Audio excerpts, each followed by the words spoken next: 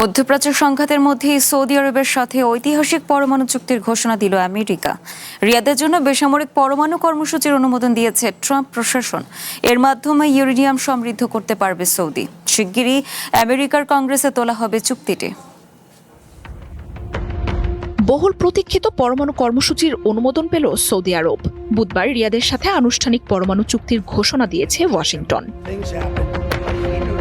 এই চুক্তিকে শান্তিপূর্ণ পরমাণু সহযোগিতা হিসেবে আখ্যা দিয়েছে আমেরিকার জ্বালানি মন্ত্রণালয়। বিবৃতিতে ট্রাম্প প্রশাসন বলছে, এর মাধ্যমে রিয়াদের সাথে কয়েক বিলিয়ন ডলার পরমাণু শক্তি কর্মসূচিতে প্রবেশের সুযোগ পাবে ওয়াশিংটনের শীর্ষ কোম্পানিগুলো।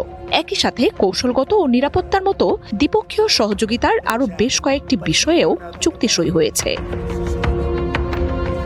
চুক্তির বিস্তারিত জনসম্মুখে প্রকাশ করা হয়নি, তবে এর মাধ্যমে আমদানির বদলে সৌদি আরব নিজেই ইউরেনিয়াম সমৃদ্ধকরণ স্থাপনা তৈরি করতে পারবে বলে জানাচ্ছে পশ্চিমা গণমাধ্যমগুলো।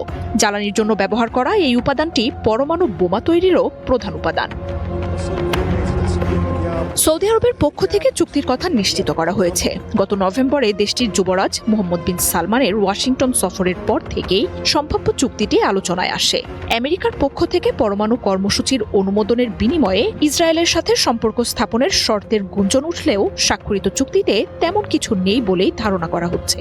এরই মধ্যে ওয়াশিংটনের পরমাণু চুক্তির তীব্র সমালোচনা করেছে তেল আবিব। আঞ্চলিক প্রতিদ্বন্দ্বী ইরানের সাথে ভারসাম্য বজায় রাখতে বহু বছর ধরেই পরমাণু কর্মসূচির অনুমোদন চাইছে সৌদি। তবে মানবাধিকার সহ বিভিন্ন কারণে রিয়াদকে সেই অনুমতি দেয়নি আমেরিকা। পরমাণু ইস্যুতে এরই মধ্যে অস্থির মধ্যপ্রাচ্যে আমেরিকার এই নতুন সম্প্রসারণ অস্থিতিশীলতা আরও বাড়াবে বলে সতর্ক করছেন বিশ্লেষকরা। খোদ আমেরিকার অনেক আইন প্রণেতাও এই চুক্তির তীব্র সমালোচনা করেছেন। যদিও প্রতিনিধি পরিষদ ও সেনেটের রিপাবলিকানদের সংখ্যাগরিষ্ঠতায় চুক্তিটি কংগ্রেসের অনুমোদন পাবে বলে ধারণা করা হচ্ছে।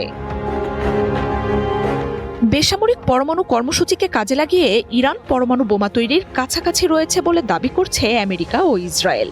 এই অভিযোগে তেহরানের সাথে গত ফেব্রুয়ারি থেকে সংঘাতে জড়িয়েছে দেশ দুটি। চুক্তির এই ঘোষণা এমন সময়ে এসেছে যখন ইরান ও আমেরিকার মধ্যে সংঘাতের তীব্রতা আরও বেড়েছে।